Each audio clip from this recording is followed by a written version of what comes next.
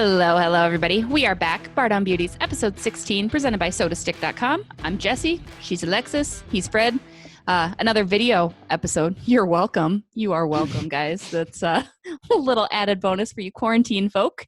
I mean, Jesse, you look nice, but I look like I've been through it. So I don't know if you're welcome is the right thing to say, but I put eyelashes on today, like fake I eyelashes. know you look good. You look real good. Like I showered. I didn't put. All right, so let's reel it back. Yesterday, somehow forgot to put deodorant on. Went the entire day without wearing deodorant, which fine. I'm not working out. I'm not doing anything exhausting.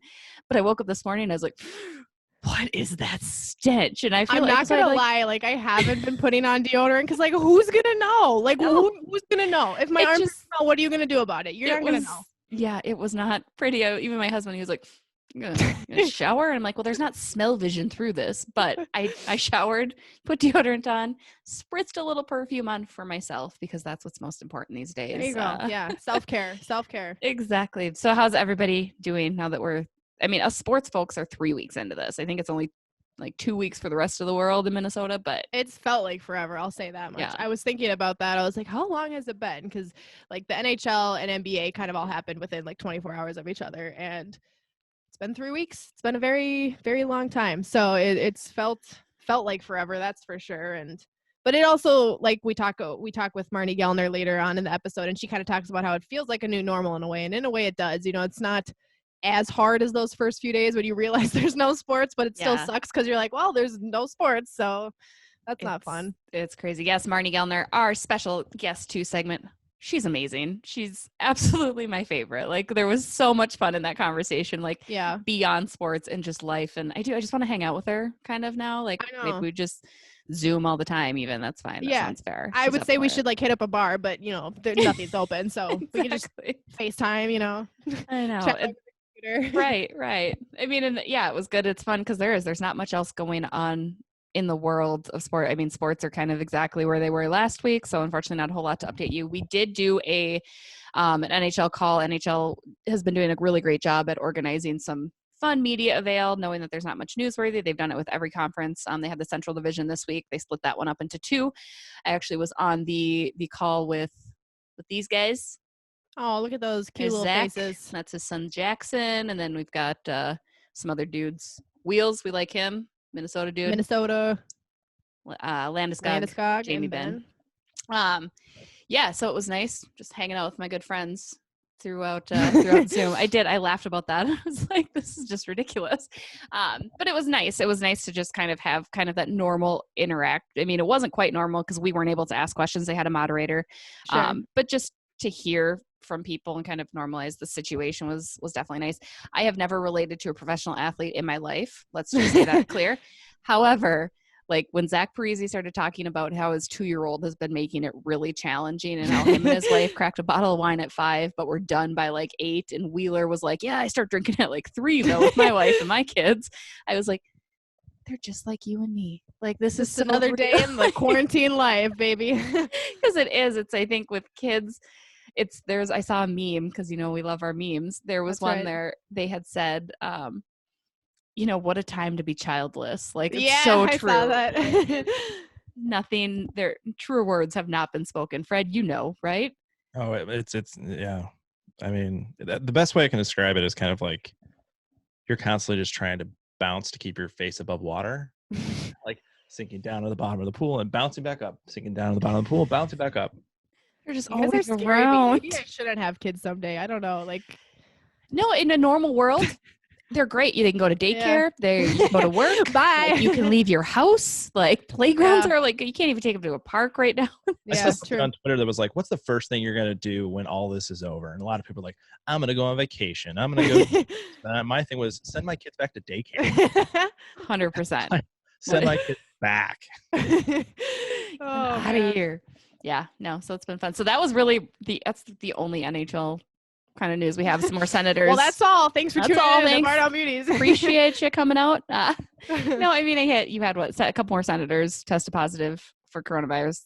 Not surprising. I mean, I had talked to some folks with the Wild, and they had mentioned they haven't done any testing for no symptoms. They're not concerned about it. I'm sure if you have symptoms, they'll take care of that. But I don't know. Again, I wouldn't be surprised if Yeah. it was it's the way of the world, unfortunately, right now.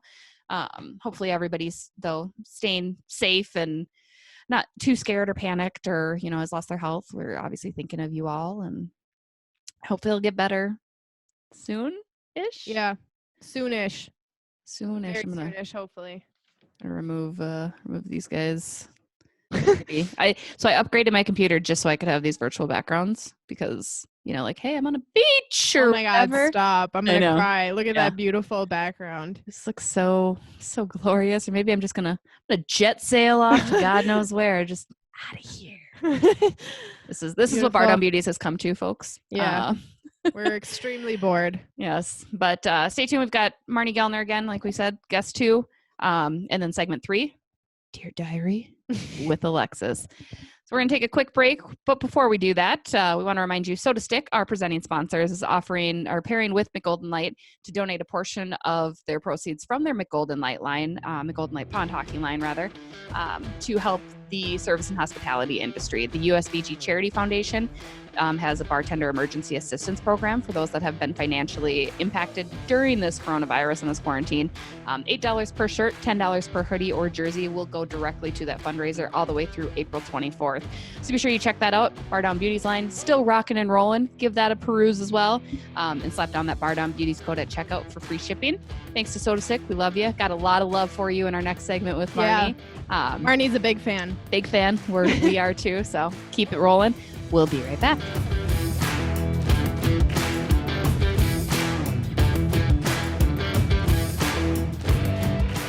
And now joining us for our guest segment, Miss Marney Gellner of Fox Sports North, proud North Dakotan, initials champ, which I think is probably on the high end of your achievements, wouldn't you say? Yeah, I have to update my resume now. I hadn't even thought about that, but initials champion's got to be up there, maybe a bold font of some sort. Yeah, agreed. I'm so proud of you. Anyone who's in Minnesota has got to respect that. I mean, you think about that, and people know how hard that game is to win, and you did it. So if that were me, it's going at the top of my resume. It's not getting buried towards the bottom. It's right there at the top. It's initials champion, then my name. Right. Yes. Yeah, Jess, you said it wrong. Initials champion, Marney Gellner, also part of Fox Sports North. Fred, fix that. Please rearrange. There you go. We're good to go. Cut and paste. Yeah. But Marney, how are you doing? I mean, it was supposed to be the Twins opener yesterday. That obviously not happened. How are you holding up with everything going on? I'm doing fine. It's sort of seems normal now. I used to wake up every morning and just because of my job, my first thought would be like, what city am I in? What am I doing today? What is, that just sort of those first foggy moments. And now it's almost like I wake up and I know I don't have any commitments except a podcast. Yes. And teaching my kids. I'm homeschooling now. And it's surreal. It's bizarre, but in another bizarre way, it's starting to feel normal because I'm on 3 weeks. The NBA was suspended on a Wednesday night and it's already been 3 weeks and 2 days. So it's been enough time that this is starting to feel like a pattern, but one that I hope ends sooner rather than later. But I'm doing fine. I'm a pretty positive person and I am spending a lot of time with my kids and my family. And when I am working, I don't get to do that. I'm traveling, or if I am at home, I'm still working evenings. So I don't see them a lot. Certainly not as much as I'm seeing them now. They just love having me around every moment of every day. Yes. 100%. Are you keeping kind of a routine then though? Like in a sense, like you said, it's a new normal, but is there a routine and kind of a method to the madness to keep some sanity? Well, now there is because they started school. So my kids are 10 and 12. They just had birthdays. So they're 4th grade, 6th grade. And they just started their online learning on Monday. So we just had a full week of it. So now we do have a routine that by 9, they're both on their respective Chromebooks, checking in, starting their assignments. And that has helped because last week when they were on spring break, we just were like, guess what? Screen time is infinite this week, and I am not going to apologize for it. That week got a little long and it felt a little like slothy and like, trudgy. Now this week has moved and our routine has become focused around them. I try to get in a workout every day, which at 46 is a power wash. So get ready for that. And I do full arm pump. Yes, I do. I walk with a neighbor. I shower every day. I wash my hair for you guys. It has been 3 days. nice. You're welcome. It's beautiful. That's my routine. Well, you said, it feels almost like a new normal. We've been through this now. It's been a few weeks and obviously it started, for us who are in sports, it was NBA that canceled first. That was the first domino to fall. Yes. And then other sports followed suit. So what was your initial reaction when that happened as far as, your job and just the overall outlook of what the world was looking like at that point? What was your first thoughts? It just complete shock. Because it happened so fast. And the Wolves were on their longest road trip of the season. It was a 12-day road trip. And I took the first game off. So they played in Houston on a Monday night and then had 2 off days in Houston. So I kind of do that throughout the season. I take like 4 or 5 games off, but I try to be strategic about it. So I took that Houston game off, which gave me 4 extra days at home. So Sure. I was sitting here on Wednesday, ready to fly to Oklahoma City. The Wolves were playing Oklahoma City on Thursday. Nope, Friday. Yeah. So it was a Wednesday that I'm watching the game in Oklahoma City, which is where Rudy Gobert and the Jazz were. They were in Oklahoma City, which is where the Wolves were heading. Yeah. So I'm kind of paying attention to it. And I'm like, well, what is going on? I'm looking on Twitter. This game is delayed. There's something going on. So I flipped on the TV and I flipped on my NBA package and obviously then boom, all this information starts coming in. Rudy Gobert's positive. The league is suspended. I was scheduled to fly the next day to be on the road for the next 9, have a couple days in between, join the Twins on an 8-day road trip. Like my schedule was packed. Yeah. And it just went boom. Yeah. Just like that. So it was a screeching halt. It was a complete 180. And it was, I could not soak it in at that point. And then there were so many levels of initially like, well, I'm not going, right? I don't fly to Oklahoma City. Okay, what do I do? I'm like all of these things. And we at FSN, the on-air people, we're paid per event. You work an event, you get paid. You work your next event, you get paid. So then I was like, holy crap, when am I going to get paid again? Yeah. And the answer is whenever sports comes again. So the levels of concern, like, okay, am I going to be safe? Am I healthy? Is my family healthy? How am I going to keep this from my kids and make sure we're okay? And if we get it, how are we going to deal with it? Okay, there's one. Okay, I'm not working. I'm not leaving the house. I'm not doing anything. Then there's, okay, now I'm also not getting a paycheck.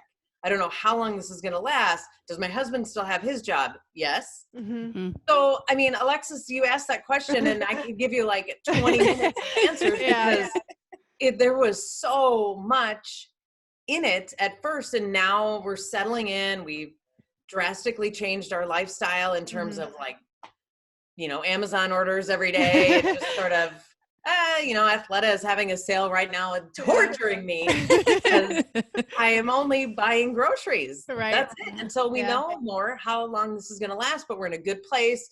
We're savers. We have a good savings account. We've lived below our means. We're fine. Thank you for asking. We will be fine. Yeah. I think that was the weirdest because I know I put my phone down. I was hanging out with some people that night and I put my phone down for like literally maybe an hour. And during, we're on our phones a lot for work, right? We got to keep up to date on social media, sports scores, all that stuff. So it's not too often I'm away from my phone. And I had put my phone down for an hour and I come back and I had like 50 tweets where it was like game postponed, game is canceled, NBA season's canceled. I'm like, what did I miss? I put my phone down for an hour and all of a sudden all this stuff is canceled and shut down. And then it was, just from there, the panic and then slowly other sports followed suit. And it was a weird day. It's hard to wrap your head around. Oh, even with the NHL, because the NHL followed suit the next day, which is where we're in, right? And I'm the same way. And PGA. Yes. But even the NBA to say suspending the season was just like, what? We've never seen it before. That was the domino that made the whole country, maybe even the world, go, Holy serious. Like, that's how big of a deal this is. Yeah, I would completely agree. That was my first thought too. I'm like, when sports who demand their revenue, they depend on that revenue and the ticket sales, and to have these games go on when they're saying, okay, we're going to stop now because this is too much. It's like, okay, so we should stay home probably. Yeah. Be going places, right? And sports is a lot of time the thing that saves us. It's the distraction. It's the thing that brings us back to living again. And when sports was the first big entity to say, we're shutting it down. Yeah. That was a real head spinner. What are your thoughts on the NBA's, mulling the idea of one arena for all the games with no fans? I mean, what do you think about that idea? Is it feasible? Does it even make sense? Like, to me, it still sounds kind of crazy. I know. I'm for anything that produces games. Amen. I have heard that. So the NBA does a summer league in Las Vegas, and that's kind of how they do it. There's a broadcast crew that comes in. Let's say the Wolves play in the game. We're doing the games, which we don't typically do, but there are teams that do a lot of summer league broadcasts. Their play-by-play and analyst and sideline reporter, they are there. They're in their seats, headsets on, broadcast the game. The game ends. They stand up. Next broadcast crew sits down, comes in. Next two teams on the court. Like, they shuttle through games in Las Vegas for Summer League. So that already exists. The platform for doing that and for pulling in all these teams and putting them in one place already exists. And it's Las Vegas. Mm-hmm. And Las Vegas right now is pretty empty. Yeah. So you have room to bring in these teams and these people. So yes, that's feasible. But we're going to be flying from all different parts of the country. Yeah. Then do we get quarantined for, I'm saying we, like I'd be part of this, but maybe. Yeah. So do you fly in and you say, okay, you quarantine for a week, everybody gets tested, tests are readily available, and only until you're clear and X number of days has passed, we begin.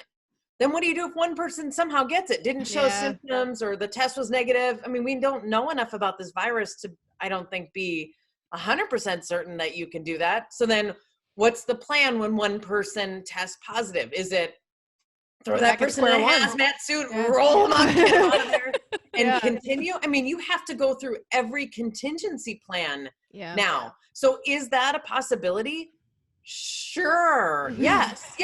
But then what are the layers of that, and how far are we willing to go? And at what point is it like, okay, this is worth it. It's actually worth it. Right. I feel like what has to happen is we need to have some sort of an effective treatment so that if you get this coronavirus, it's not so daunting and scary and a holy crap, who have you come into contact with? Mm-hmm. Like, once we get to that point, then I feel like you can move forward taking a risk that, okay, somebody might get it here. And if that somebody gets it, this is a viable means of treating it, and we're not so scared, and we're not risking lives. Right. So I guess when we get to that point, we can maybe try to put a plan in motion.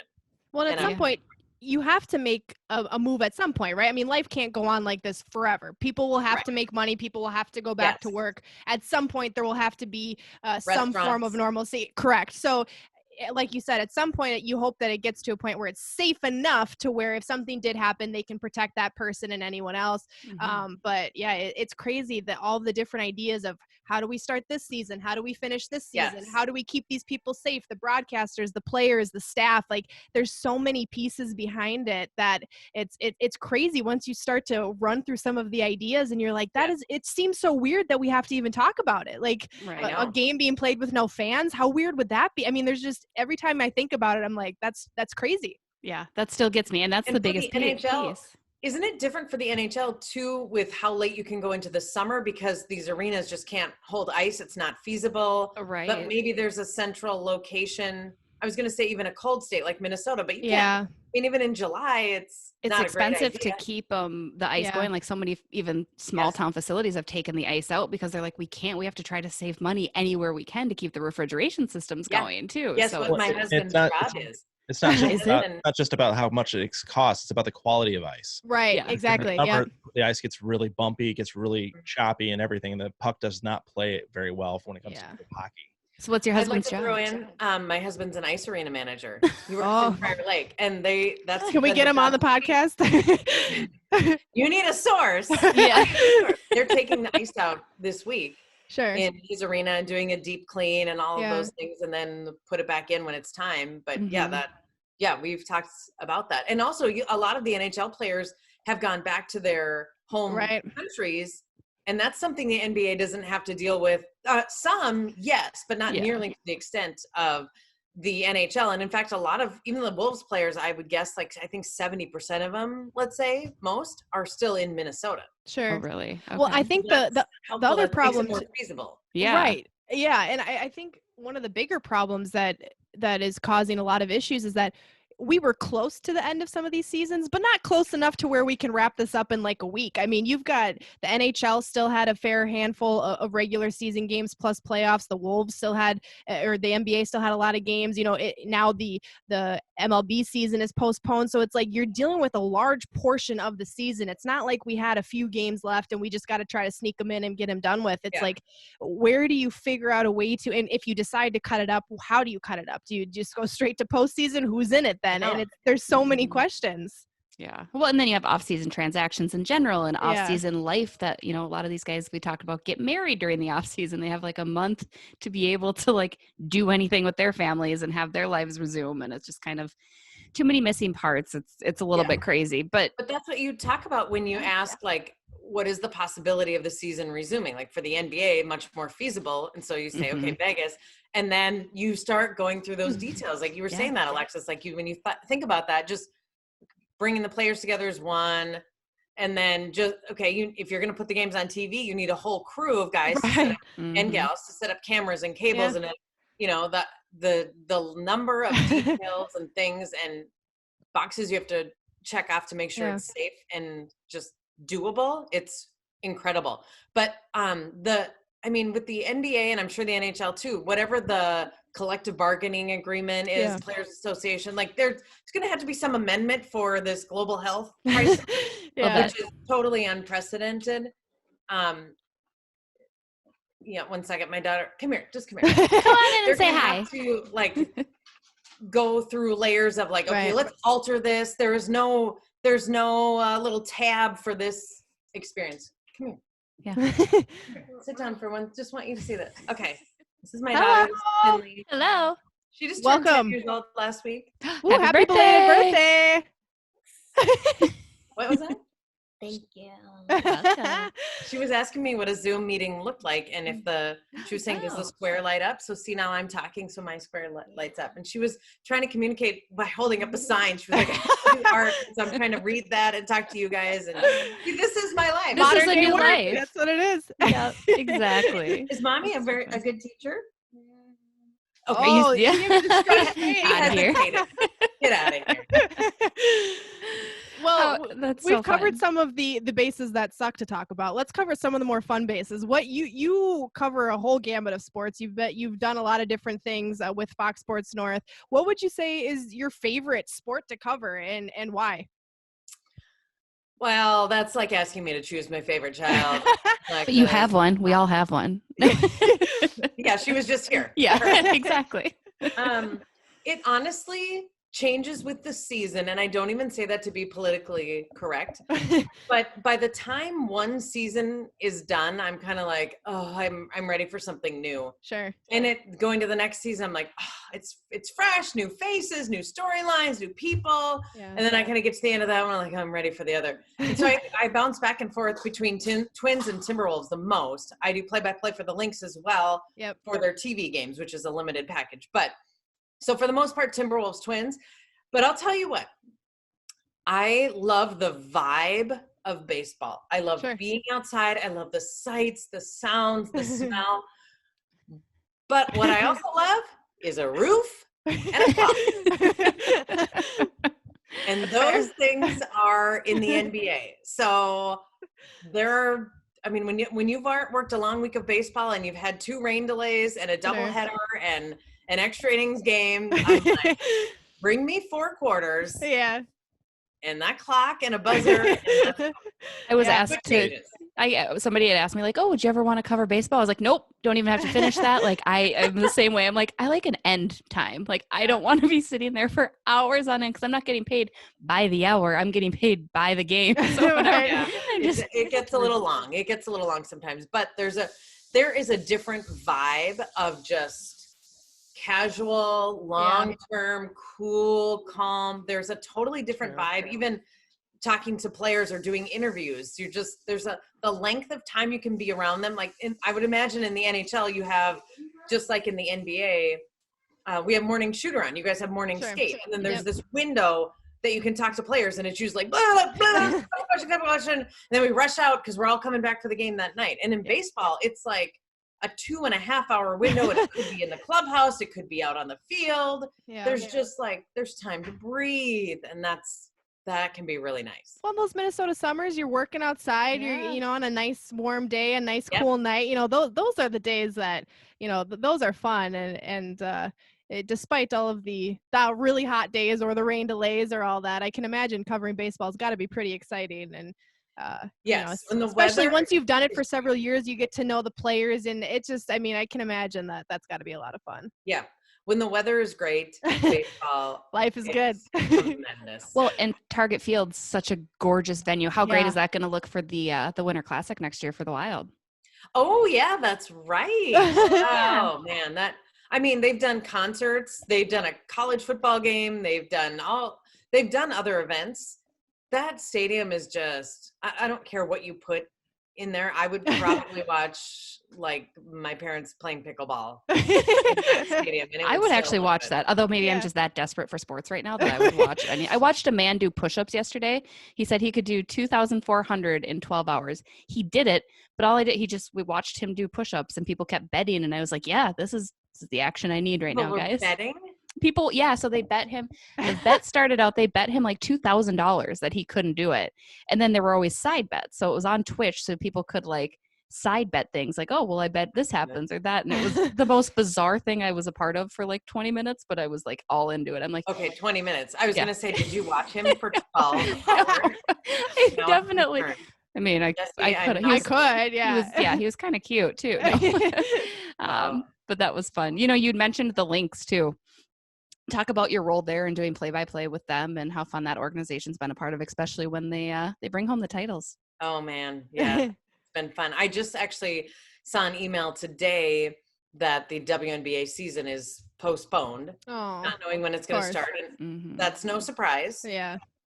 But they need to get their players back because they play overseas. Oh yeah, most of them in the off season. Then they come back to their WNBA teams, have a training camp, and go with their season. So they have some logistical issues to work out too. Yeah. Once it is all clear and safe to get the season started. But I do play-by-play, and that is a totally different gig from sideline, just in the prep work and sort of the steering of the broadcast and in and out of every break. And professionally, work-wise, it's a totally different game day experience to do play-by-play.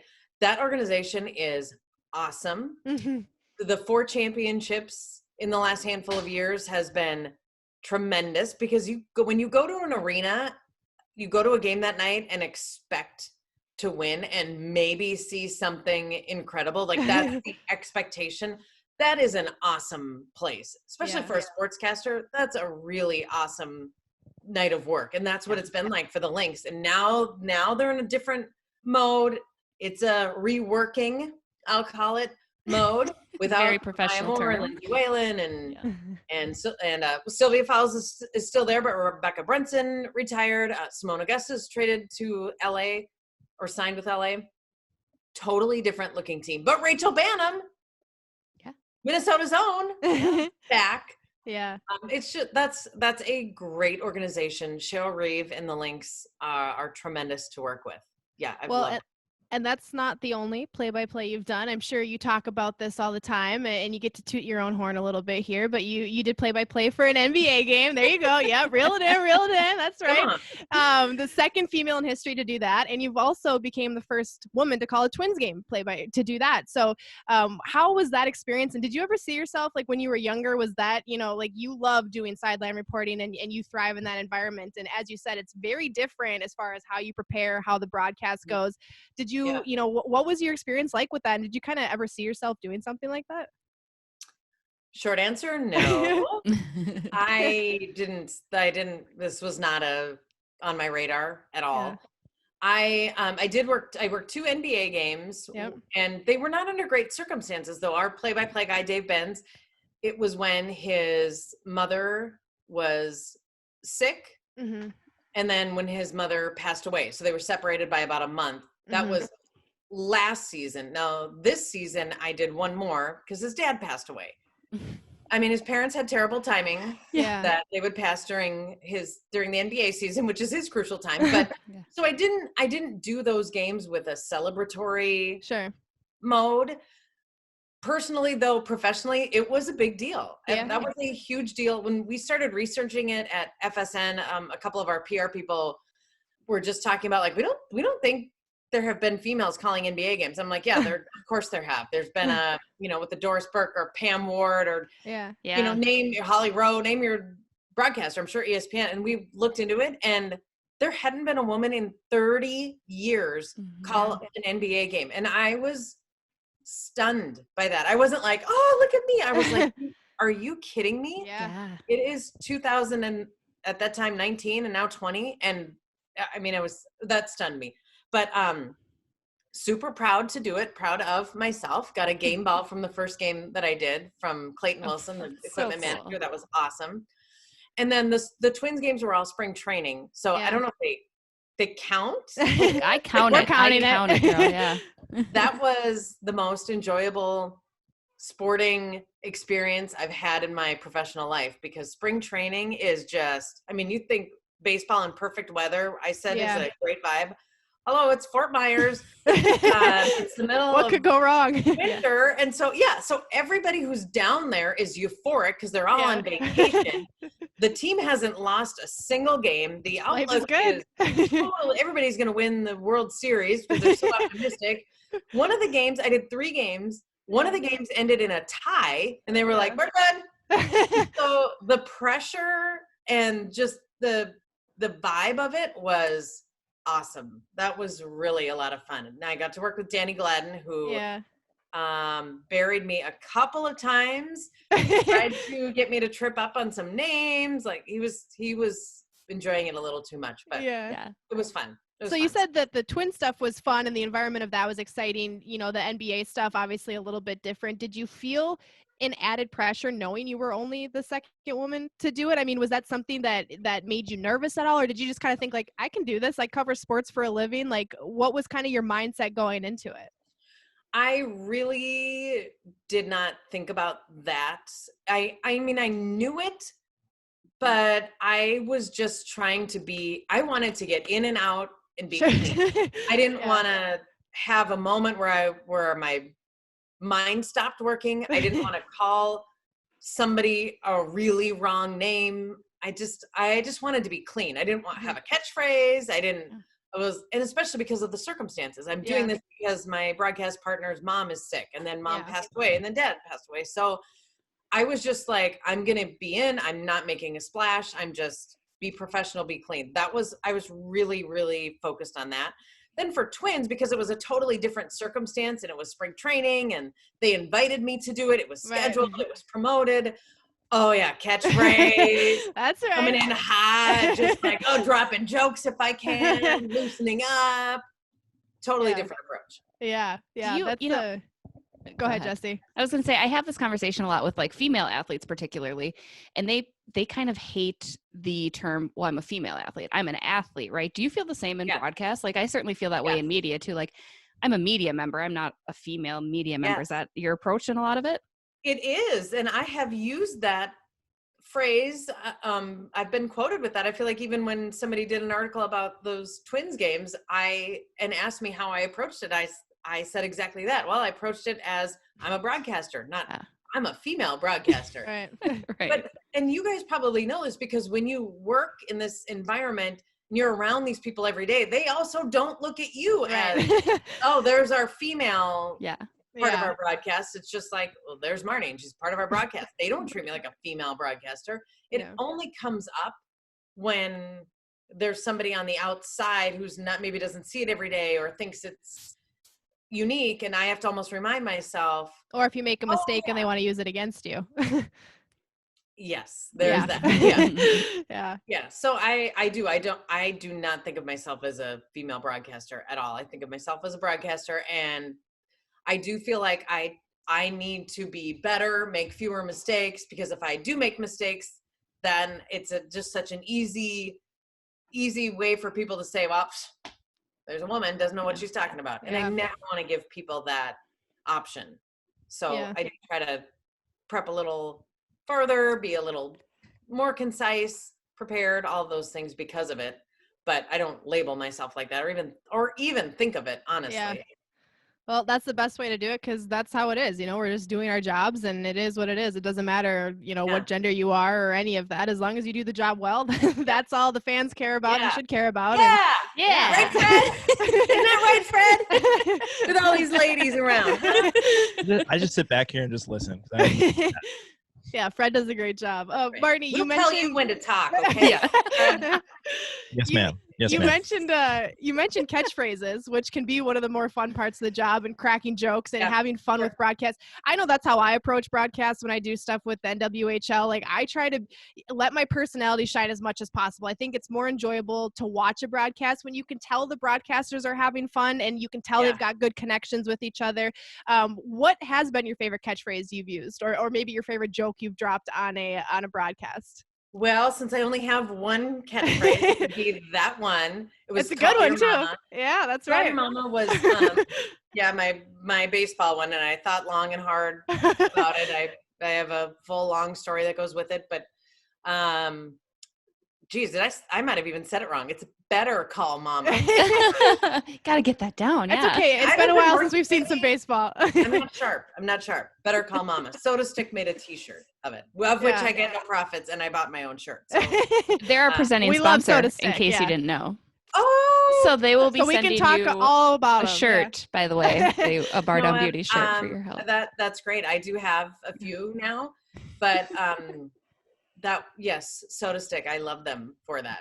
How cool is that to have your catchphrase on a t-shirt? I mean, that's got to be like, talk about a resume builder. Blew me away. And I remember I did the third of 3 games on a Tuesday, I think. And it was a day game, and I flew home from Florida that evening, and I landed and I was waiting for my bag, and somebody texted me a screenshot of this t-shirt that said Better Call Mama. And I was like, I don't understand. Where is this from? They're like, Soda Stick, look on Twitter, whatever. And I'd been on a flight, kind of not paying attention. And I'd looked, and Soda Stick, by that evening of the game, had a prototype on a t-shirt that said Better Call Mama. And it had a headset, with the, the broadcaster's headset. And it kind of used the Better Call Saul. Oh, sure. font. Yeah. Genius. Hey, can't waste any time with that. Got to get that product right out there. Soda Stick is genius. Man, I love them. Yeah, we do too. Do you know Josh Duhamel at all, or anybody? What's the name now? Yeah. Tell us. Spell it? I mean, that obviously went viral when you got to chat with him and Nick Swartzen and stuff. How much fun was that, and how cool it is God Bless Vodka that night? Yeah. That was something. I honestly, when I did that interview, and so Josh is from Minot, North Dakota, and I'm from Minot. We grew up in the same town. He's a year older than I am. And he went to the public school and I went to the private school. So we were not like besties growing up or anything. We've actually become better friends since we're both sort of in the business. Sure. Just say that out loud, that you've become friends. Like, that's crazy. Yeah. He's, if you actually knew him, he is, and I think he would admit this, he is a big dork. If he wasn't so cute, people would be like, that guy's a dork. He's goofy in a dorky, lovable way, but that makes him cuter, though, right? Like, a little dork is kind of cute. Yeah, well, he's the best looking human I've ever seen. That is not here first. Yeah, he is. But that night that I did the interview, they were at the game and they were sitting very close behind the plate. And I had talked to them several times throughout the game, and we were originally going to do the interview in the second inning, but we had Rod Carew in the booth with Dick and Bert. And so they were like, we have him in the second. He's going to stay. He was so good. We're going to keep him. Our next big break is the 6th. Can he do the 6th? So then I text him. I'm like, they're pushing me to the 6th inning can you do it then? And I could see him. I was in the camera well texting him, and he looked at his phone. And he just looked at me and he was like, and he kind of pointed to his beer. And then he texts back, is this okay? And I'm like, yeah, at this point, I don't care. Yes. Yeah. So then when I did the interview, and what happens in the 6th inning, Jumbotron comes on, kiss cam. So then like Swartzen and Meat Sauce are kissing each other. Of course. Then Josh is kissing me. At the start of the interview, we're back live, and all this is going on. I'm like, this is going to be a disaster. And they were clearly drinking, and then God Bless Vodka happened. And my first thought was, I'm either potentially going to get fired, or that was awesome. And Or honestly, both. for about 20 minutes, I did not know. I mean, that's the kind of interview where you don't learn how to handle that in school, right? You can go to broadcasting school, you can practice interviews with as many different people as you want. That's the kind of thing that when that happens, you're flying by the seat of your pants. Good luck. Figure out how to get yourself through that one. Yeah. Yeah. It's a lot of just like Thinking quickly. like trying to absorb it and think through it, but also we're alive. The baseball game is going on. Right. There. See, there we go. Yay. More backgrounds. Virtual backgrounds, guys. People who are Amazing. just listening to the audio of this are like, Genius. what is going on? We have the picture. Yeah. That was so fun. I don't even know that I've ever watched that interview back, because I can think of all the ways I could have, like, I could have had way more fun. I could have said this. I could have done it. I was kind of dumbfounded, and I think I just left it like, guys. God bless Vodka. All right, back to you. Yeah. So I don't want to watch it back, because, the pro in me is like, well, I could have, but it was what it was. It happened. It was live. It was natural. It was, hey. And you handled it very well, very professionally. yeah. Really. Thank you very much. And Yes. K-Fan made a God Bless Vodka t-shirt. So now I'm responsible for 2 t-shirts.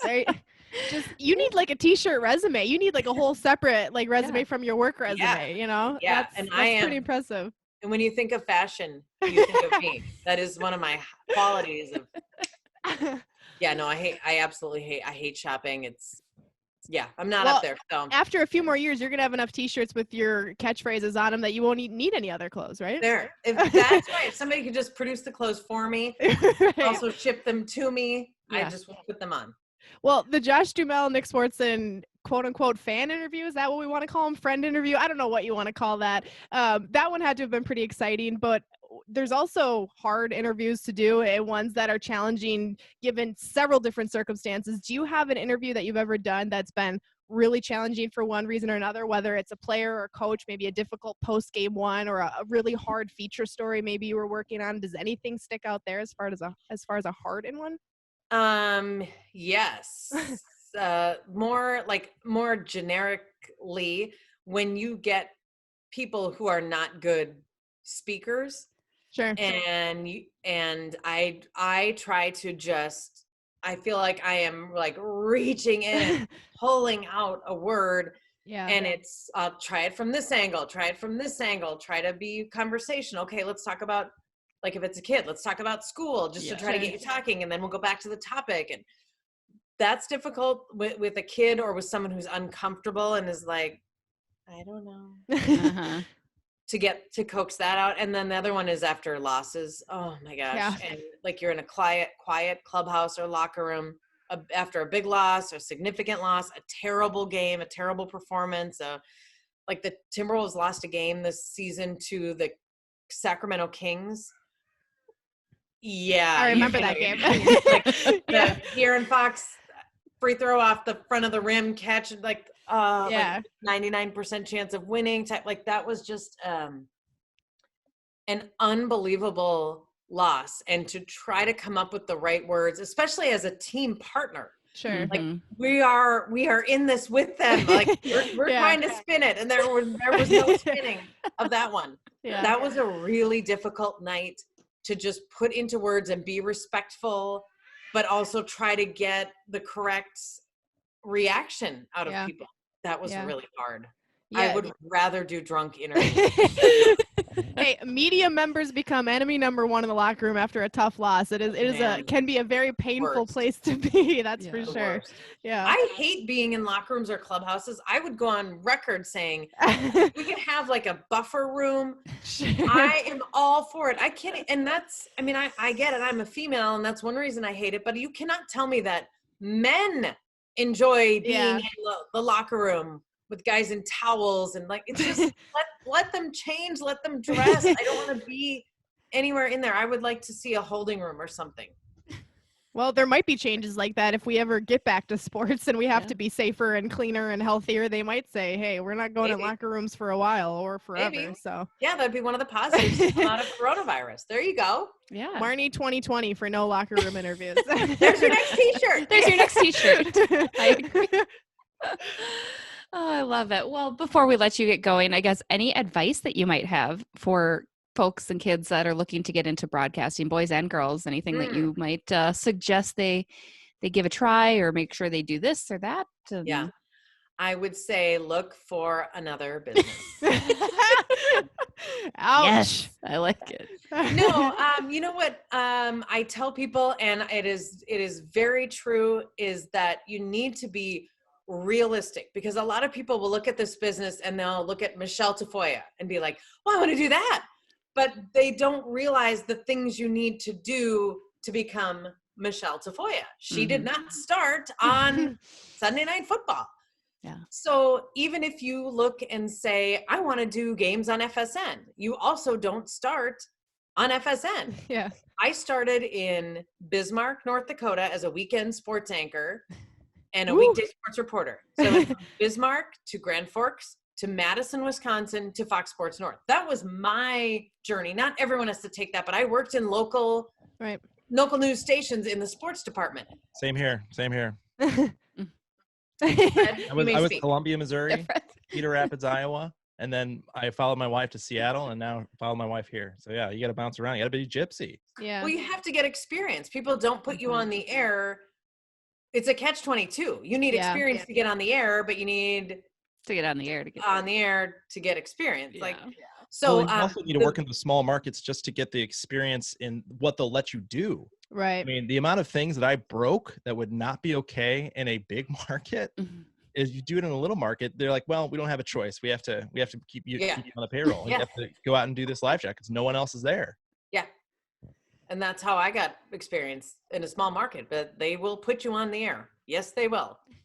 And the other thing, when I say be realistic, when do sports happen? Nights, weekends, holidays? Bye-bye, social life. Yes, those kinds of things drive people out of it. The low pay and working nights, weekends, and holidays, because people don't think about that when they get into it, or they think they don't care until they work all the weekends and holidays. And all those jobs that I said before this one, I've had every combination of 2 days off: Monday, Tuesday, Wednesday, Thursday, except for Saturday, Sunday. Right. And but that's when sports happen. People will tell me, this is a very vivid memory. I have a couple 4th of Julys ago working a Twins game, and me in my pretty blouse and slacks and sandals, sweating, walking up the stands because I had to do some interview, and this group of guys, like 5 guys, and they all have their tall beards, and they're like, Marty, you got the best job. And I'm like, I am sweating through my blouse on the 4th You're like, of here, July. let's trade. I'll give you the mic, you give me the beer, and we'll see how much fun we're all having. Yeah, well, you all are sitting at a baseball game drinking beer. Right. I know I have a good job. I'm not trying to diss that, but it doesn't even connect. Like, you're sitting here with your friends watching the game with your shirts off, suntan, and I'm working. I know I have crushed many dreams, I think, by like being realistic with people that approach me like that. They're like, oh, well, Friday night doesn't work for me. I'm like, to cover a hockey game? What do you mean Friday doesn't work for you? That's when this happens. Or like in college, I would do all these internships and work, and it was like, nope, I can't tailgate because I'm covering the football game, but maybe I'll meet up with you after, and then I've got hockey. You know, it's like people forget that. Like we're not sitting enjoying a beer and getting paid to do that. That's not our job. Like it's a totally different thing. It is best job in the world, but Very people fun. forget. A lot of challenges. A lot of sacrifices. Yeah. How many Yeah. like, class reunions and weddings did you miss? And just weekends at the lake and like, yeah, it's not a sob story, but it's amazing the number of people who get into this business who have no idea that that's the reality. Right. Yeah, and you're on there you call go. too. That's Like, my advice. Look at the reality. I like it. I like it. Well, Marnie, thank you so much for joining us. We'll definitely have you back on again. Get you a t-shirt. Maybe you find another t-shirt to have made. Yeah. You know, something like that. So I've got a La Tortuga. I got some of those. Soda Stick was cranking out I know. t-shirts for the twins. They're so And good. they're awesome. They're comfortable. They wear well. They're flattering. Fit. Big fan of Soda Stick. Marty's the face of Soda Stick now. Yep, exactly. At least Better through call quarantine. Yeah. Well, perfect. Well, thanks so much. We're going to take a quick break, and then we'll be right back.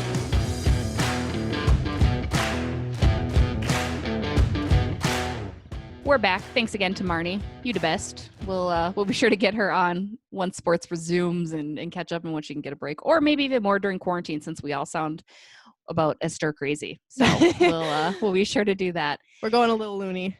Let's dive right into it. Our favorite segment. Here's Dear Diary with Alexis. So a St. Louis dude punches our dude. Like any good team, we punch back. Who gets a penalty? We do. Yeah? Why? Who knows? I've stopped asking questions. The answers never make any sense. I used to ask questions like, why is that a penalty? Or when did they change that rule? And that's Dear Diary with Alexis. Just angry, like 12-year-old Alexis. I'm just picturing just hard writing in your diary at this point. Like, I think like No. holding the pencil right, just like scrunch. The actual written version is so funny to look at. And I'll send you guys some pictures. We can post some on social media because they're like so scribbled. It looks like a maniac just like went off the rails and was just like completely losing it. I mean, there's stuff scribbled out, like things are written in capital letters. Like I'm concerned for 12-year-old Alexis. Yeah. but you made it out. You made it out of that dark spot I'm here. somehow to quarantine, the pit of misery. I might need to start like a quarantine diary, a You no should. sports diary. Yes. I love it. Well, thanks again, everybody, for tuning in. Hope you enjoyed the episode. Be sure you subscribe. Be sure you share. Be sure you review. Be sure you give us some love. We want to keep bringing this content every week. We've got a lot of really great guests lined up. I'm super excited. Actually, quarantine has brought out the best of our guests, I feel. No one's busy, so they can't lie and be like, oh, I don't have time. It's like, I got no, practice. You don't. Get on our No, podcast. you don't. You do not have practice, sir. I will call bullshit on that. But yeah, be sure to share and tell your friends if you like it. If you have any ideas, drop us a line, shoot us a note. We love to incorporate some of that. We will have a couple other really fun things being unveiled on our social media just to keep engaging with you guys, because we are also very bored, very, very bored. And this is keeping us a little bit sane, maybe a little insane. Who knows? A little bit of both. Yep. Thanks again to Soda Stick for our presenting sponsor. Thanks to Fred for getting this video out. Thanks to Alexis for sharing your deepest, darkest moments from Dear Diary. That's what I'm here for. And you know what? You're welcome for the virtual backgrounds, guys. Yeah. Tune in next week. We'll be back. Have a great day. Thanks, Beauts.